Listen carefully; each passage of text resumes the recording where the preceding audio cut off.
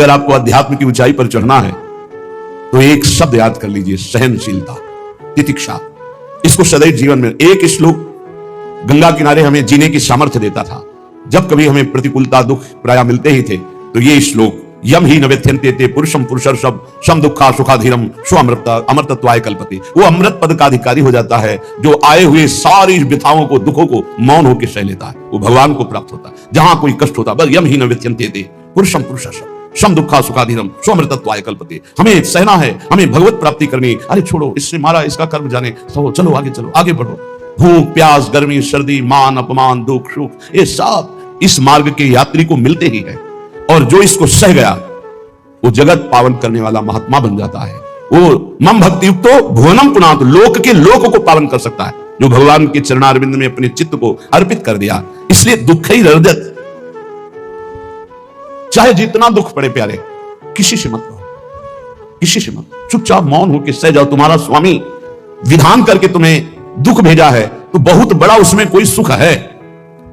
वो मंगल भवन है, तुम्हारा मंगल होने नहीं दे सकता। दिखाई दे सकता है कि अब अमंगल हो गया हमारा, अमुक अमुक अमुक, कुछ नहीं। धैर्य पूर्वक अपने मार्ग में सीधे चलते रहो। उसका विधान आया है, वो दुखद हो या सुखद, सुखद है तो हर्षित मत हो, दुखद है तो शोकित मत हो, आगे बढ़ो। देखो ये अध्यात्म है, ये कमर कस लो कि इस जन्म में मुझे इस भव समुद्र से पार होना ही है। ये जो कमजोर दिल के होते हैं ना, अनुकूलता जहां मिली तो बोले जब से हमने भक्ति शुरू की सब काम चकाचक बन रहे हैं। ये भक्ति का फल नहीं है, भूल मत करना। ये तुम्हारे सुकृत चल रहे हैं इसलिए है। और जिस दिन दुष्कृत का फल आएगा उस दिन भक्ति करते हुए भी कदम रखना मुश्किल हो जाएगा, पग पग पर तुम्हें दुख मिलेगा। इस सिद्धांत को समझ लीजिए तो कभी आप निराश नहीं होंगे, शूरवीर होकर आगे बढ़ते रहेंगे। जो हमारी भक्ति है नई फसल है, और इस फसल की जो आनंद वृत्ति है वो भगवदानंद है, ज्ञानानंद है, अखंडानंद है, प्रेमानंद है। वो भोगानंद नहीं है, विषयानंद नहीं कि भगवान की बड़ी कृपा जो चाहो वो भोग मिल गए। ये सुकृतों के फल है। ये सुकृत और दुष्कृत दोनों को यही नष्ट कर दो और निकल चलो भगवान की परम धाम में, जहां नित्य सेवा सुख का आनंद से चरियां ले रही है। श्रीपाद कह रहे, संतर्जयस ताड़यन, कोई मुझे बहुत डांटे भर्त्सना करे और ताड़यन पिटाई भी कर दे, मुझे कुछ कभी शिकायत नहीं करनी प्रभु से। देख रहे हैं ना, वो उन्होंने विधान किया है ना कि इसको पीटो, तो हम चुपचाप पीट लेंगे, किसी से नहीं कहना। रहीमन मन की मन व्यथा रखिए मन में गोए, सुनिठ ले हैं लोग सब बांटने। इसलिए असंगो हम, असंग किससे कहें अपने दुख सुख की बात। अपना दिल तो दिलवर को दे दिया, जो बीते सो दिल तो उनके पास हो, तो जाने दुख सुख की बात, हम क्या जाने, हम तो बस आपके हैं। मौन, अपने विषय में न सुख की बात करे न दुख की, मौन। बात करे तो प्रभु की करे, नहीं तो मौन। मान लीजिए अगर ये मौन आप धारण कर लेंगे तो निकल जाएंगे माया से, नहीं तो किसी की निंदा कर देंगे, किसी का ऐसा कटु वचन बोल देंगे, परुख वचन बोल देंगे, भजन छीण हो जाएगा, भजन करने की वृत्ति नष्ट हो जाएगी। सैकड़ों लोगों के प्रश्न है कि पहले भजन अच्छा होता था अब नहीं होता। उसमें दो बातें होती है, एक तो भजन की ऐसी भूख बढ़ गई है कि अब उतने भजन से नहीं और भजन होना चाहिए। ये उत्तम महापुरुषों की कृपा पात्र भक्तों की वृत्ति होती है। और एक होता है कि आपसे वैष्णव अपराध बन गया, कुसंग हो गया, इस कारण से ऐसा। अगर आपके हृदय में कोई दोष वृत्ति नहीं हो, फिर भजन में ऐसा लगता है कि मेरे से बहुत कम भजन होता है, वैसा भजन नहीं होता जैसा होना। ऐसा बड़े बड़े महापुरुषों को भी अनुभव होता है। ये कोई निंदनीय बात नहीं है, वंदनीय बात है। पर वास्तविक यदि भजन नहीं हो रहा है, वास्तविक यदि आपका रुक गया है आनंद, तो आप ढूंढ लीजिए, आपका भोजन गलत है, आपका संग गलत है, आपने कोई वैष्णव निंदा की है, बस यही कारण है। यही खोज लेना, यही सुधार कर लेना। किसी से क्षमा याचना की जरूरत नहीं, अंदर देखो और आचार्य गुरु से प्रार्थना करो, सब ठीक हो जाएगा। बड़े कृपालु हैं, जिन्होंने अपराधी मुझे जैसे को घसीटा तो अब अपराध बन जाएगा तो थोड़ी छोड़ देंगे वो। विश्वास कीजिए, उन्हीं से प्रार्थना कीजिए, नाथ यदि आपको अपराध मोचन कराना है तो भेज दीजिए मुझे उसके पास, या उसको बुला दीजिए, मैं पैर पकड़ लूं, हाथ जोड़ लूं यदि अपराध बन गया। और यदि आप चाहें तो आप क्षमा कर दें, आगे से सावधान रहेंगे। बड़े कृपालु हैं प्रभु, क्षमा कर देते। भजन की वृत्ति को रुकना, ये सहन मत कीजिए। समय नहीं है कि आज नहीं तो कल भजन चल पड़ेगा, नहीं, तुरंत वाचिक में आ जाइए, तुरंत वाणियों का गायन कीजिए, नाम कीर्तन कीजिए, ढूंढिए अपराध क्या बना जो आंतरिक हमारा भजन रुक गया, और प्रभु से प्रार्थना करके उसको चलवाइए। वो बड़े कृपालु है, क्षमा कर देंगे। अगर आपने प्रगट में किसी का अपराध किया और वो उपस्थित हो तो जाओ, उनके चरण पकड़ो, उनसे प्रार्थना करो। भजन का रुकना सहन मत करो, बहुत कठिन है भजन करके भगवत प्राप्ति करना। वो हमारे अंदर सरलता पूर्वक भजन चल रहा है, उसको बचाओ।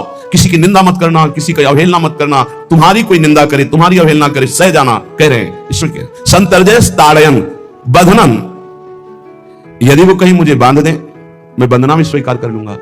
ऐसा भक्तों को कोई बांधता है क्या? हाँ, बांध देते हैं। तितिक्ष ब्राह्मण की कथा में पढ़िए, उसको बांध दिया। एक सखी बहुत भजनानंदी थी, उसके परिवार के लोग रोज उसे पीटते थे और उसे बांध देते थे। सखुबाई नाम उसका सखी का था। एक सखी बहुत नागरीदास जी के संग में रहकर भजन की वृत्ति उच्च कोटि की सीखी थी, भागमती बाई। उनके पति ही उनके ऊपर सैया लगाकर नई नवीन रानी के साथ बैठते हुए सब पिटाई करते, इतना कष्ट देते, पर वो उच्च कोटि की ऐसी महान वक्ता परम सिद्ध बरसाने के जो वास करने वाले अपने नागरीदास जी थे, हरिवंश महाप्रभु के शरणागत, उनके सत्संग से ऐसी उच्च कोटि की दशा प्राप्त उसे कोई फर्क नहीं पड़ा। उसके वो कष्ट देने के लिए उसके ऊपर सैया लगाते, राजा थे और नवीन रानी के साथ उसके ऊपर बैठते, उपद्रव करते, मारते पीटते, लेकिन वो सम रहती। संतर्जस ताड़यन बधनन शांत, वो देख रहा है, बस तुमको यही सोचना, वो देख रहा है, मेरा स्वामी देख रहा है, वो देखते हुए मौन है ना, वो चाह रहा है ना, तो तेरा किया मीठा लगे, बस बात समझ लो। इतना तो बहुत बड़ी वस्तु प्राप्त होगी, बहुत बड़ी। एक मिट्टी जब कुम्हार को अर्पित हो जाती है तो पीट पीट कर एक छोटा राई भर भी दाना नहीं रहने देता, क्योंकि राई भर भी अगर दाना रहा वहीं से मटकी फूट जाएगी, राई भर भी अहंकार रहा वहीं से भक्ति रस निकल जाएगा। पीट पीट के उसको एकदम बराबर, फिर भी चैन नहीं, जल डाल के रौंदा, फिर भी चैन नहीं, हाथों से मलकर अपने अनुसार बनाया, फिर चाक पे चढ़ाया, जो चाहा आकार दिया, सूर्य के ताप में तपाया, फिर उसको दहकते हुए आवे के बीच में रख के पकाया, फिर उसमें रस रखने लायक क्षमता आ गई उस मिट्टी में। ऐसे ही हम जब संत महापुरुषों को श्री भगवान को समर्पित होते हैं तो ये सब होगा।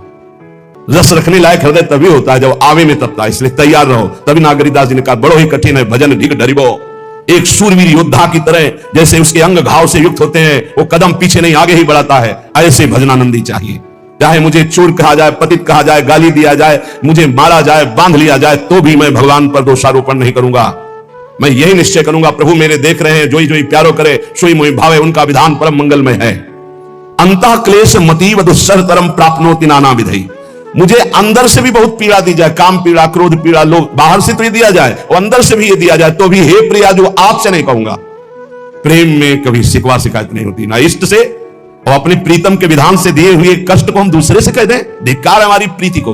प्रीतम सहावे और मैं दूसरे से शिकायत करूं? नहीं, हर विधान आपका सब है। ये प्रेम है मस्ती का, ये लज्जू पंजू ऐसे काम नहीं है इनके। ये तो देखते हैं पैर धर के अगर गर्म लगा तो हटा लेंगे, मत रखना गर्म ही गर्म है। और छाती मजबूत करके कि आग पे चलूंगा तो पैर रखोगे तो चंदन हो जाएगा आग में भी। पूरे जीवन की बात कह रहा हूं, पूरे जीवन की। सोचो उस समय जब 13 वर्ष की अवस्था है और घर से निकले थे, कोई साथी नहीं है, कोई समझाने वाला नहीं, और आज इतना जीवन हो गया, इसी यार के सहारे हुआ है। इसी यार, ना 1 रुपया कभी था, न रहा है, न रहेगा। प्रेमानंद का 1 रुपया नहीं है, प्रेमानंद की एक वस्तु नहीं, ना रहा ना रहेगा। हाँ, प्रेमानंद की सब वस्तुएं हैं, ना होते हुए भी पूरा विश्व मेरा। क्यों? प्रेमानंद भगवान का है, भगवदानंद को प्रेमानंद कहते हैं। वही संपत्ति जीवन भर एक ही साथी रहा है, और हे नाथ ऐसी कृपा करना दूसरा साथी बने ना। अब आओ तो मृत्यु रूप में ही आओ, और किसी रूप में मत आना।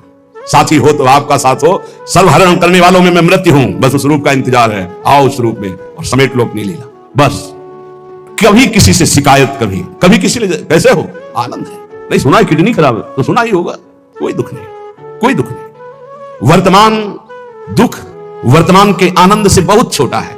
क्या दुख है? स्वामी के द्वारा दिया हो। यह आप हमारी प्रार्थना मान लीजिए, इस मार्ग में चलने पर जो दुख मिले कभी किसी से कहना नहीं तो प्रीति में कलंक लग जाएगा, वो तुम्हें प्रभु से हटा देगा। नहीं, रहीमन मन की मन व्यथा रखिए मन में गोए, सुनी चली है लोग सब बांटने लगी है। ये भगवत मार्ग शूरवीरों का मार्ग। कभी अपनी अंतर व्यथा को किसी से मत कहो। जीवन में अगर कोई हमें कष्ट दे रहा है तो हमारा कर्म है, ना कि कोई व्यक्ति। ये बिल्कुल सिद्धांत तक चर्चा समझ लो। वही व्यक्ति जो मुझे द्वेष करता, वही व्यक्ति जो मुझे कष्ट और दंड देता, वही व्यक्ति प्रणाम करके छाती से लगाकर आंसुओं की धारा से अभिषिक्त किया, तो वो व्यक्ति था या कर्म? जब कर्म भोग हो गया तो वही हृदय से लगा के अश्रुधारा से क्षमा कीजिए, बहुत ऐसा नहीं, आप तो बड़ी कृपा की। व्यक्ति कभी कष्ट नहीं देता, मेरा कर्म उसके ऊपर सवार होकर मुझे दंड देता। इसलिए मैं किससे कहूं? अपनी जबान से दांत कट जाए तो किससे कहूं? ये जो दांत, इससे जबान हमारी पीड़ा को किससे कहूं? अब अपने हाथ से चोट लग जाए किसको कहूं? ऐसे सब आत्मस्वरूप हैं, हमारा कर्म ही उनके ऊपर सवार होकर हमें दंड दे रहा है। इसलिए भाई, श्रीपाद का सिद्धांत जो कह रहे कि अगर भगवत प्रेम प्राप्त करना है तो मुंह बंद। 22 बाजार में कोड़े मारे गए, एक बार भी श्री कृष्ण से नहीं कहा। पूज्य भाई जी महाराज का जीवन कष्ट में है, कभी श्री कृष्ण से नहीं। बाबा नहीं सह पाए, बाबा ने श्री कृष्ण से कहा, श्री कृष्ण चंद्रजू से, ये क्या है, इतना कष्ट क्यों दे रहे हो उनके शरीर को? तो मुस्कुरा दिए, बोले मैं नहीं दे रहा हूं, ये तुम्हारे कर्म का फल भाई जी भोग रहे हैं। ऐसा? बोले हाँ। सीधे अस्पताल गए, भाई जी से कहा, ये आप हमारा प्रारब्ध क्यों भोग रहे हैं? तो कहा, आज ये कौन सा खेल रच रहे हो बाबा, क्या बात कर रहे हो? जीव का अपना कर्म भोगना होता है, किसी और का निजीकृत कर्म भोग? तो उनका आप हमको बहका नहीं सकते, हमें परम तत्व से पता चला है कि आप हमारे कर्म। तो हंस दिए भाई जी और बोले, देखो हमें कोई फर्क नहीं पड़ता, आपको फर्क पड़ जाता। आप चढ़ो, जिस साधना की चढ़ाई पर चढ़ रहे हो चढ़ो, मंगलमय श्री कृष्ण तुम्हारी यात्रा को पूर्ण करें। हम तो अस्पताल में पड़े पड़े प्रिया प्रीतम के साथ खेल रहे हैं, कोई फर्क नहीं पड़ रहा। ये बड़े महापुरुषों ने अपने कष्ट की तो बात जाने दो, दूसरों के कष्टों को लेकर भोगाए। हम जरा सा कष्ट आ जाए तो बोले हमारे अंदर श्रद्धा थी अब खत्म हो रही क्योंकि कष्ट आने लगा। उसमें भगवान का क्या दोष है? वो तो बड़े कृपालु हैं कि ऐसे पापात्मा होने पर भी मुझे महात्माओं का संग दिया, धाम का वास दे रहे, नाम जपवा रहे हैं। अब हमारे पूर्व प्रारब्ध हमें कष्ट दे रहे हैं, इस समय भी वो हमें दुलार कर रहे हैं। जीव समझता नहीं, केवल दोषारोपण भगवान और भगवत मार्ग पर कर देता है। इसलिए उपासक को अंतः क्लेशमति दुस्सहतरम, ये जो आप काम क्रोध से जल रहे हो ना, ये तपस्या है, इसका बहुत बड़ा लाभ मिलेगा। और अगर भोग रहे हो ना, गिर रहे हो, पतित हो रहे हो, तो वो सुख नहीं, वो शांति नहीं, वो विश्राम नहीं है। और एक बात ध्यान रखना, इस शब्द को याद रखना, ऐसे रहने पर भी हमारे द्वारा जो भी वो हमारे स्वामी ऐसे लेते हैं, जन अवगुण प्रभु मान न काऊ, दीन बंधु अति मृदुल स्वभाव।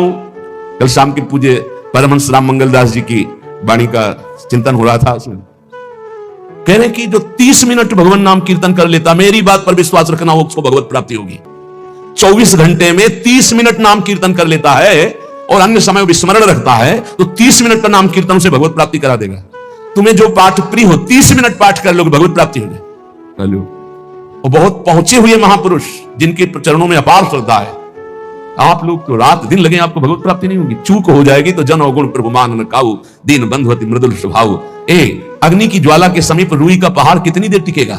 कितनी देर टिकेगा? उसके ताप में झुलस जाएगा। ये अग्नि की ज्वाला है भगवान नाम कीर्तन, भगवत यश गुणगान। तो जैसे किसी को लगे कि वो नाम जप भी करता है और रुचि पूर्वक पाप करता है, असंभव। नाम जापक रुचि पूर्वक पाप कर ही नहीं सकता, उसका हृदय जलेगा। पक्का आप जप करके देख लीजिए, आप जप कीजिए नाम और फिर आपसे पाप जब बनेगा तो आप फिर हालत अपनी देख लीजिएगा, बार बार हृदय जलेगा, नहीं नहीं नहीं। तो एक दिन वो नहीं सिद्ध हो जाएगा और आप निर्विकार हो जाएंगे। इसलिए अंतः क्लेश, अगर बुद्धि मति हो, अति अंदर क्लेश आ रहा है, कभी काम आ रहा है, कभी क्रोध आ रहा है, कभी लोभ आ रहा है, कभी मोह आ रहा है, ये आता रहेगा जब तक भगवत साक्षात्कार नहीं होगा। ऐसा मत समझो कि 2-4 महीने जप करेंगे तो हम सिद्ध हो जाएंगे, ये आता रहेगा। ये बहुत भागवतिक शक्ति से संपन्न है विकार, कोई साधारण नहीं है कि तुम माला जपोगे वो नहीं आएगा, माला जपते समय ही आएगा वो। ये भागवतिक शक्ति से संपन्न, काम क्रोध लोभ मोह तब त्रिभुवन को परास्त कर रहे हैं। ये भगवान के पावर से शक्तिमान है। तुम्हारा अहंकार जब गलित हो जाएगा तो इनका आना ही बंद हो जाएगा। जब तक अहंकार रहेगा तब तक ये आते रहेंगे। तो जो तुम्हारे अंदर जलन हो रही, मत कहो किसी से, सह जाओ, यही तपस्या हो जाएगी, यही भगवान की प्राप्ति का हेतु हो जाएगा। प्रभु के लिए थोड़ा कष्ट सहकर आप आगे बढ़कर देखिए वो कितना आपको प्यार देते हैं। यही कष्ट सहना है, आंतरिक विकारों को सहना, बाहरी प्रहारों को सहना, कभी किसी से ना कहना, ये भक्तों का स्वभाव। मौन, इसीलिए वाणी से मौन, कुछ ना बोलना। हमने एक संत भगवान को देखा है 22-23 वर्ष पहले वृंदावन में, कच्चा मार्ग था, एक बोरा रखते थे, ऐसे पागलों जैसा भेष था। जब रात्रि के 11 बजे वापस यमुना किनारे से प्रसाद पाके यमुना किनारे गए, यमुना किनारे से जब लौटते थे उनको देखते थे अकेले बैठे, उनकी मुद्रा देख के लगता था भगवदानंद में डूबे हुए। नजदीक बैठे, बोरा उठाया, चल दिया। पीछा छोड़ने वाले थे नहीं, पीछे तो उनका क्या बात है, क्यों पीछे? अब संत वेश हमारा भी तो मर्यादा से बोलेंगे, वो कुछ नहीं, केवल जानना चाहते हैं आपको। तो कालीदय की इधर एक तमाल का पेड़, जो श्वेत रंग का एक वृक्ष है, उसका मुझे नाम नहीं याद आ, गुलर जैसा, और वो तमाल में लिपटा हुआ अब भी है। दाहिनी तरफ है ये जो खाली जगह पड़ी ऊंची, जो अपने दाहिनी तरफ बर्फ फैक्ट्री के आगे जाते हैं, उसी के नीचे बैठे। हमने पूछा आपकी स्थिति देखकर मुझे लगता है आप हर समय भगवदानंद में डूबे रहते हैं। तो जब लगता है तो प्रश्न क्यों करते हैं?